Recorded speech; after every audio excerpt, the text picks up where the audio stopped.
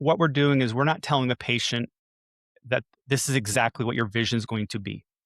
This is another form of a patient education tool and source. What we're doing with the patient is letting them understand the different options that go along with the different categorical lenses.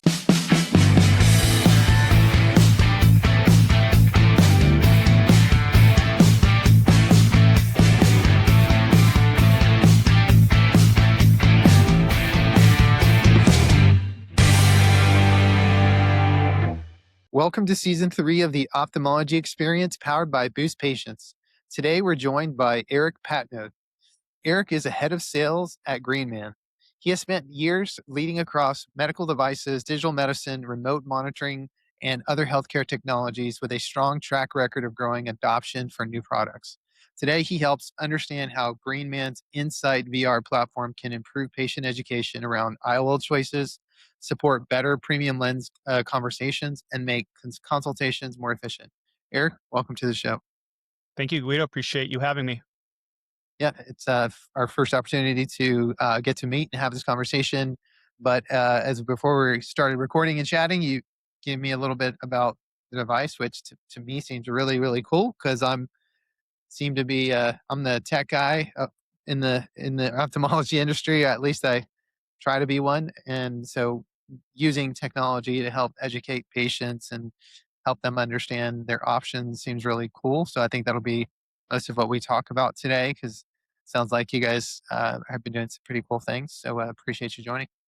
Yeah, thank you. Yeah, it's been, I joined the organization, GreenMan, back in December, and it has been a blast. I'm having probably one of the best times I've had in my career. It's fun technology, but being able to watch patients go through it and see how much they enjoy it and helping them make a decision around their cataract IOL options is has been a lot of fun. Yeah, Have some great stories about different patients and how they react to it. So it's we've got some really fun, a lot of impact at practices, but most importantly, helping patients feel more comfortable in making a once in a lifetime decision. Hopefully, sure. And can you talk a little bit about how the company started and who founded it, and then how did you get involved? yeah. So Green Man is founded and started by two cataract surgeons. One is Dr. Brandon Bartman out of Omaha, Nebraska, and the other is Dr. Michael Greenwood out of Fargo, South Dakota. They're both with part of Vance Thompson Vision and have worked together for quite a few years. Of course, when you talk to each of them, they're going to have a little bit different side of the story on who actually came up with this idea first. Okay. But altogether, they were trying to find a way to improve patient expectations. Obviously, part of a great organization as Vance Thompson Vision is, they do a lot of that pre-education, right? They do the brochures, they do the watch the videos, the text, the counselors are talking to patients. But as you know, Guido, and as we know, things can be forgotten pretty easily. And choosing the different IOL options and really understanding the advantages and disadvantages to those lenses can get kind of get missed in the conversations, even though we try really, really hard. Mhm. And so they were trying to think of a way is how can they create an experience more than just reading something, even watching something on a video. And one of them had gotten a VR headset for a birthday present, was playing around with it, and it's when the kind of the moment struck in their brain of, hey, this is what we got to do. How do we put what we see in my own brain in somebody else's brain? And that's how we've got here with a virtual reality headset. It took them about 2 years, one to really kind of develop the software. It's pretty high end software development that was needed to really make it a real world experience and truly immersive. Mhm. And they launched in January of 2025, very slow and intentionally to work out any bugs and hiccups that would come along the way. And then this year is really about driving forward and growing our commercial organization throughout the country.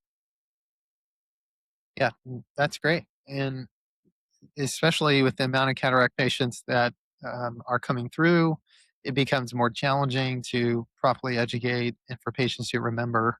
just because even the great practices like Vance Thompson and others, sure, great materials, great pre-patient education, great surgery teams or surgery counselor teams.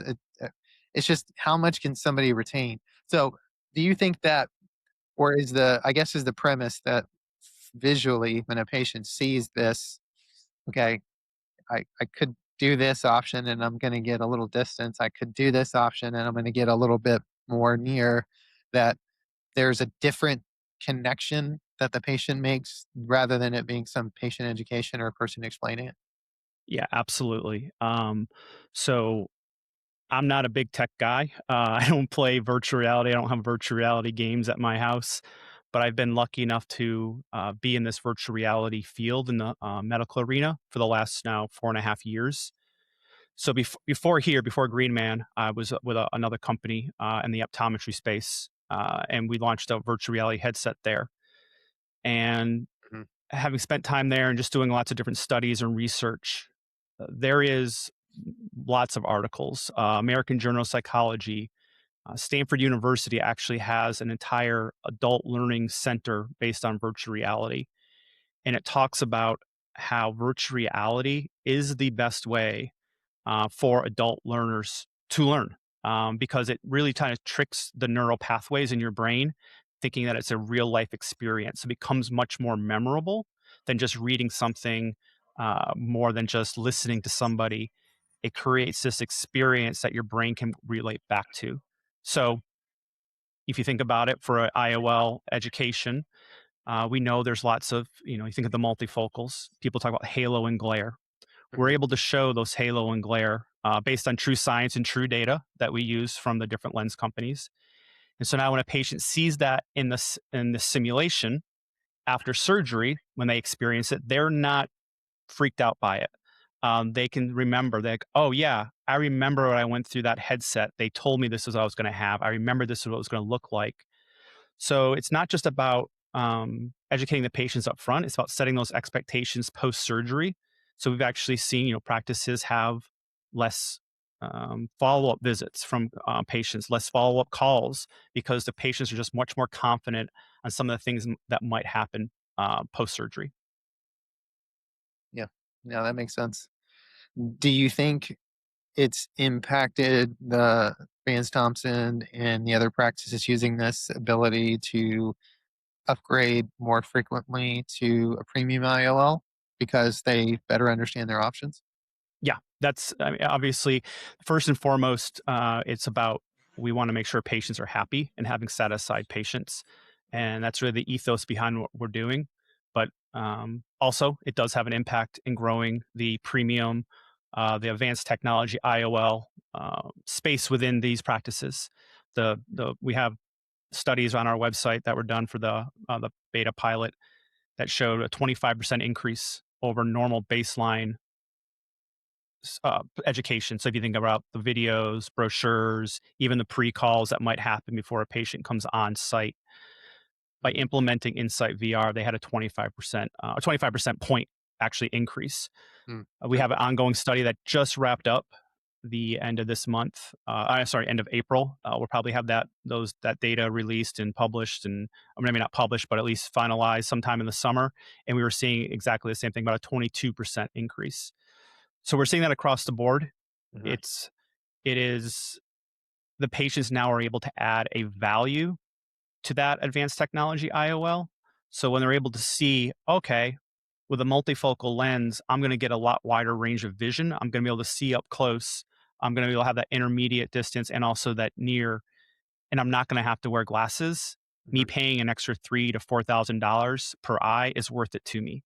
I can tell you, over these last couple of weeks, I've been in a lot of practices helping them with their cataract eval patients, and it's one of the main things that stand out is the very first lens that we show a patient in this simulation is a standard monofocal lens. okay, And Guido, I can't tell you how many times I've heard a patient say, as soon as we hit that button, the monofocal, they go, everything's blurry, or up close is blurry, right? The distance is clear and nice, mhm, but up close is blurry. they think that by getting cataract surgery that they're going to have the eyes of a 20-year-old again. They just don't understand Mhm. some of the things that come along with it. And that's what we're trying to do. We're trying to set the right expectations. So when you said that too, I was thinking about maybe correction. So, because some patients might have different prescriptions for distance and Yeah. they may get a different experience when they look in the VR headset. How do you address for that? Yep. So they can actually wear their glasses or contacts. Okay. So the only data that we put into the simulation is if they have an astigmatism. We'd put their cylinder value in and what Okay. axis it's on. So, like myself, I wear glasses. I'm able to wear the headset and not a problem. The other question that kind of goes along with that we get asked quite a bit is, Eric, these patients have cataracts. How are they going to be able to experience it? Sure. Right. So we find that as long as a patient has 20/70, 20/80 best corrected vision, they're still going to get the benefit Mhm. out of this technology, out of the environment. They're still reading, they're still watching TV, they're still driving, so they're going to get the aspect of what the advantages are with these different lenses. Hey, this is Boost Patients with a short break from your podcast.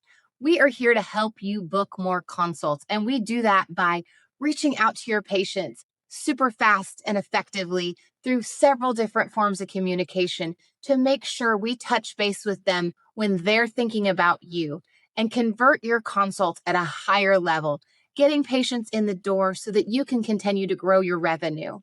We are here and excited to help you. Take a look at our website, boostpatients.com. Book a time to meet with us so we can learn about your practice and how we can work together. We look forward to speaking to you.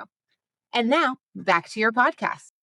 Yeah, I had a similar question too, because I was thinking about, some surgeons are more conservative, some surgeons are Yeah. a little more aggressive in terms of how they like to talk about outcomes after surgery and what the expectations are. So, how do you like? I didn't. My question was, does it create a false sense of expectation for that conservative surgeon? And how would you talk to that conservative surgeon to say, well, we're going to best represent what they would actually see, even though Yeah. it's hard to predict it because every patient's a little different. But Yeah. how would you answer that? Yeah. Yeah, no, it's a very fair question. I think what we're doing is we're not telling the patient that this is exactly what your vision is going to be. This is another form of a patient education tool and source. What we're doing with the patient is letting them understand the different options that go along with the different categorical lenses. So we do not our lenses, when you go through them, they're not branded. It goes monofocal, toric, multifocal, extended depth, and then adjustable. The data and the science for all those lenses are based off of real data from the different companies. So, for instance, the multifocal, we've taken the data from Alcon, B&L, J&J, others that fall into that multifocal category Mhm. and making it a blended average. So it's meant to really show the category so they get a good understanding. So for that conservative doctor, I've heard, some patient or some doctors are, oh, these halos are showing too much, or sometimes the halos aren't showing enough. But Sure. we feel confident. What we pride ourselves on is that we're showing the real data that's out there. Okay. Yeah, it's hard to make everyone happy at the same time. Right? Yeah, yeah. I mean, I think I was out of practice today, and I had an OD go in the headset, and he's been in the industry for 30 years. And he said to me, "This is the first time in all these years that I really understand what halo and glares really look like and mean, and this is the best lens education I've ever seen." And this is from someone that does this every single day. Mhm. So you think about it, our parents, our relatives, our neighbors, they don't talk about eyes like we do. They don't understand when we say halo, they might think it's a ring around the top of the head, right? An angel's halo. They get to actually see it now, and it just helps them realize what may happen after surgery, what may happen with these different lenses. There is no perfect lens, unfortunately, and so this helps them kind of get to choose which one they're going to be most comfortable with and be the happiest with post surgery. Yeah, makes sense. And I think the other thing that, as you were describing the product, was that I was thinking about was workflow. Yeah, So, you know, practices like ours and other high volume practices will got a lot of patients coming through. So where is from what you've seen so far, where's the best place to insert this into your practice and educate the patient? Yep. So the simulation takes about 4 to 5 minutes once the techs kind of get it down to feel comfortable with. Mhm. We've seen it done different ways at different practices, and a lot of it depends on does this practice do their cataract evals all in one visit, or do they have the patients come back for that second visit? Mhm. So for the one visit locations, we do find it be the best right after the tech workup before seen by the doctor. And the reason by that is that it really helps the doctor and the physician when they come in, their conversation with that patient becomes a lot more elevated, a lot more impactful. I had a physician in the Pennsylvania area, one of our first users I met with, and he said to me, he goes, Eric, when we first brought in Insight VR, he goes, it didn't really hit me at first. It took me about a month. He goes, but the conversations with the patients used to be at a level 1 or 2, right? They didn't understand what I was really talking about. Mhm. Now my conversations are a level 6 or 7, a lot deeper, meaningful, impactful conversation, but also my conversations are shorter. He goes, I'm finding myself to have a few extra minutes now to do some charting. He goes, I didn't have that before. He's never sat down and qualified it. It took him a little bit, but he said, I just noticed that it's improved my workflow. So that's for those patients that come back, do everything in one day. Mhm. For the practices that do it in 2 days, we find it actually best. And again, we're happy to work with accounts and help them do anyway. But when they come back that second day for the real kind of the scheduling, when they're meeting with that surgical counselor and making their final decision, to have them go through that. They've had some chance to maybe go home, do some research, read some brochures, watch a video.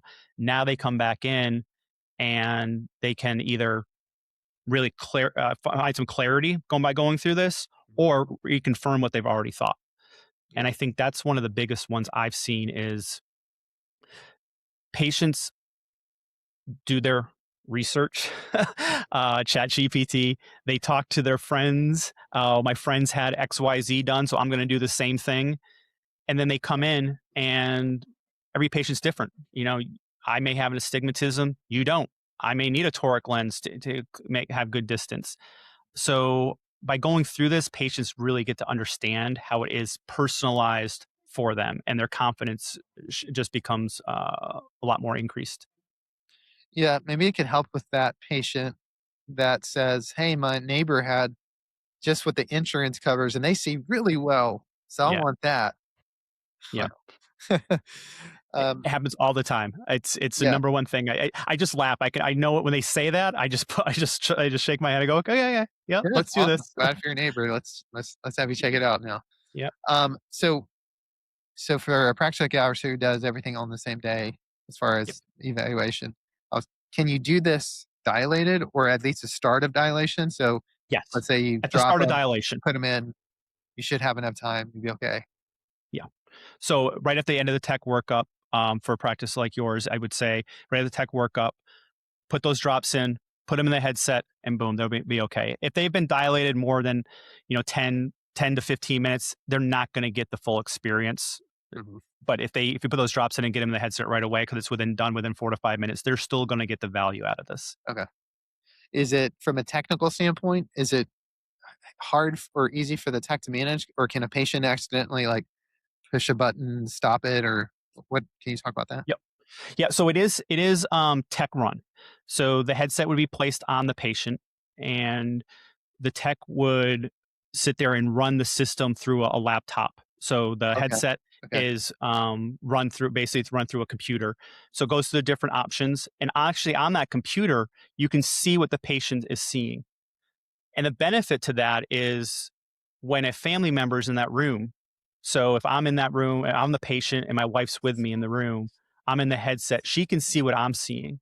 So now when I'm looking at a multifocal or an extended depth lens or an adjustable lens, she's seeing how I'm reacting. She's seeing that my range of vision is a lot different. So now that cost conversation also becomes less of a hurdle, because your family member, your spouse, your significant other, your son, your daughter also sees what it's going to mean for your quality of life. Mhm. So that's one thing that we've seen with it. When the tech runs through it with the patient, we've done that on purpose. We've been asked, can we just have it placed on the head and, the tech leaves and the patient goes through it themselves? We could, but that's not really what our value prop is about. We're trying to create a customized experience for the patient. So the tech is going to know different things about this patient. What are they into? We have two different scenes within this simulation. We have a daytime scene where you're in a kitchen, and then we have a nighttime scene when they're driving. Do they do a lot of driving? So make sure we put them in that car so they're going to see what the different headlights and brake lights would look like coming at them. So it becomes a more customizable experience. It's not just putting a headset on, walking out the door, and coming back in 10 minutes. We want to put that hands-on touch and kind of create that concierge white glove service. The patients deserve it. Yeah, no, I agree. I think the value is there, and that's exactly what I was thinking. Like trying to think from a administrator perspective of how do we not add any more time Yep. to each patient journey. So, like, yeah, it's taken on them, and then walk away, let it do its thing, and then come back. But so, do whenever someone brings up that concern Yeah. about, gosh, I already see so many patients, we're going to add 5 to 7 minutes to every cataract patient. Yep. That's just not something I can do. Like, how do you explain the cost of that and then the benefit? Yeah, it's a cost benefit analysis that they've got to feel comfortable thinking about. Mhm. It's a very fair concern, and I understand and respect where they're coming from. But I think there's a couple different ways to look at it and different ways that we look at it. And the practices that have partnered with us see the value in it. Is it going to add additional 5 to 7 minutes to the workflow? Yep, it probably will. But what's that mean for patients' experience? Sure. You're going to have happier patients post surgery. So thinking about those patients calling up afterwards, coming back in because they've been dissatisfied because they're not fully understanding their options. Mhm. It also helps the doctor and their conversation. As I mentioned earlier, really kind of elevating that conversation. It helps the surgical counselor in his or her conversation with the patient and the patient's family. Mhm. And as we mentioned, the data shows it. The conversion rates with the advanced technology IOLs will increase by doing this. So is giving up, a few extra minutes worth that for the practice? A lot of people find so, and if some don't, I understand that, and then that's okay. We'll be here when they're ready. Right. Do you think there's a practice that this is more a sweet spot for? So practice like ours that upgrades at about 60% to premium already. Because Hmm. I've gone through some different patient education options and they're really good. Yeah, It's just yeah, it's almost like, is there a better overkill. practice that this is for rather than one who's already doing it pretty high? Yeah, yeah. I think so. We that study that I mentioned that we just wrapped up at the Uh, end of April. So that was three physicians at one practice, and one of the physicians already had an adoption rate with the advanced technology IOLs at around 50%, mhm. and he still saw an increase. He went from 50 to 60%. So not 20, but 10%, Sure. still a pretty good jump. So we've seen it work there. But I've also seen it, I think the people that seem the most interested right now are the ones that are kind of around that 20 to 25% adoption rate. Okay. And they're looking for a way, how can I get an extra 5 or 10%? How can I Reduce questions after. how can I overcome some of the reduction that's Yeah. happening with reimbursement, right? Mhm. W- I've been in this industry for over 20 years. Started as a rep a long time ago with a startup company, Mhm. and I've worked for Alcon, I've worked for B&L, selling these premium lenses, and it's always the same challenge. It's been always around that 20%, right? Right. And so it's still out there after all these years. And how can we help them? And hopefully, this is the key that unlocks it all. Do you foresee any other applications for this technology? Is there any other education? And I don't know. What do you think? Yeah. Not at this point. I think we really want to make sure that we make this the best experience possible. So some of Uh, the things that we're looking to do toward the end of the year and the beginning of next year is add some different scenes, right? Making sure we're constantly enhancing the lenses. There's always new lenses coming out. So we really pride ourselves on Staying it up to being date. real data and real science. We're not just making it up and saying, oh, we think, that the focus curve is here, or we think these halos look like this. So we put a lot of time and effort into that software development and enhancing it. We actually have an update that'll probably be coming out here in later Q2, early Q3 for that. So I think that's where we're really focused on. How can we make it a better patient experience? I think we get asked that question like, could we do something around glaucoma or other pathology? And I think we want to stay at this point in time really in our lane, which we feel strong and confident about, and really have a big impact in. Sure. And when you have a conversation with someone about return on investment, how do you help people think through what this might look like? I mean, you've already kind of alluded to as far as like an increase in premium cataract surgery, but do you run through numbers? Do you help practices kind of understand how to bring this into the practice? Yeah. So when I joined, one of the first things I actually had built was a return on investment calculator, because I thought the same thing. How long is this going? I'm not very good at math. That's number one. So I'm like, I need a calculator to do this for me, make it easy for me when I'm having conversations. So that return on investment calculator is right front and center, right on our website. Anyone can click on it and look at it, and it's all real numbers. It's no funny math.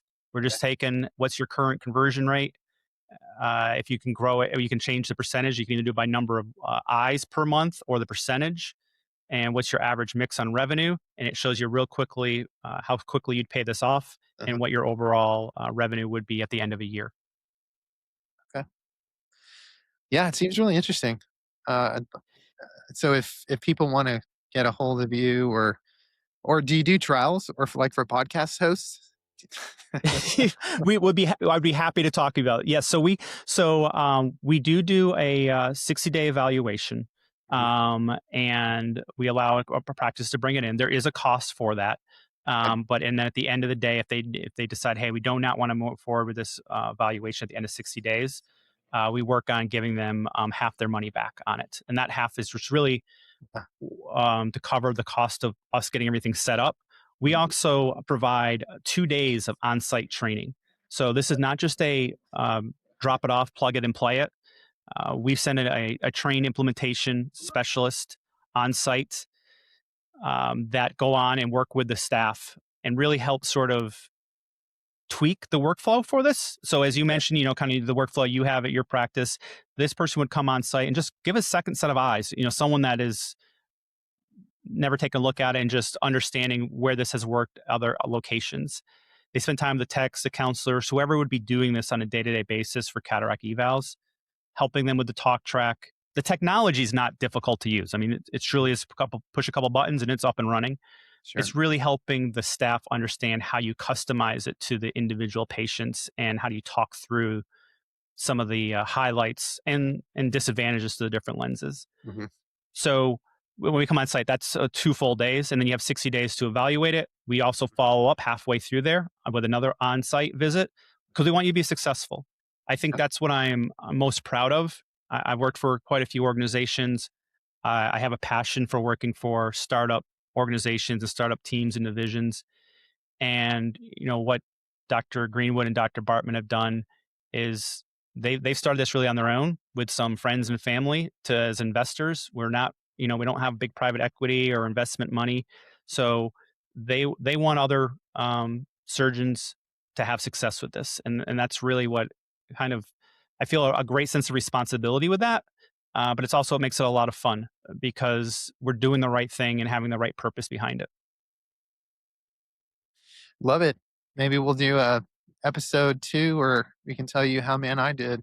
Yeah, absolutely. If there's one story, can I tell you a quick story, Guido? If you don't mind, because I think it's it happened last week. I was at a practice and they'd asked me to come on and spend a day with their cataract eval team. And so I was happy to. They set it up to make sure there was a good amount of patients, which I'm happy to do.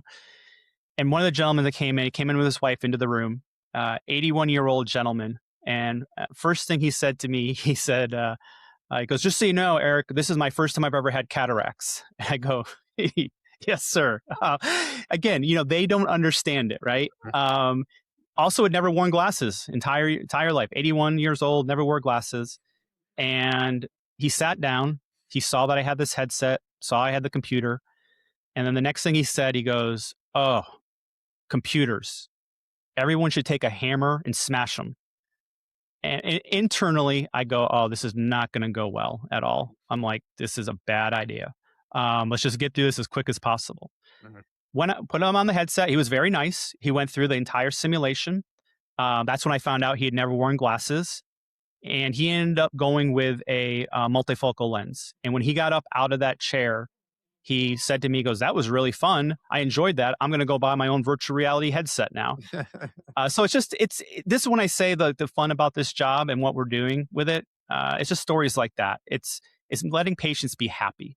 And every time I do this, when I'm in a practice and get to see them smile and understand it, it makes this worth it. Yeah, I love it. Thanks for helping us do that, because that's what we do in eye care. We help patients Yeah. get the best options for them and try to educate them and give them the best experience possible. So yeah, appreciate your help, and thanks for joining today. It was awesome to meet you virtually. Thank you very much. I appreciate meeting you, and hopefully we can continue conversation at some point. Yeah, sounds good. Also, want to take an opportunity to thank our listeners for spending this time with us today. If you enjoyed the conversations, please make sure to subscribe and share us with your friends on social media. Another shout out to Boost Patients for producing the podcast. Boost helps ophthalmology practices get more new patients without spending a dime on marketing. You can learn more about them at their website, boostpatients.com, or check out the show notes. Until next time, have a great week.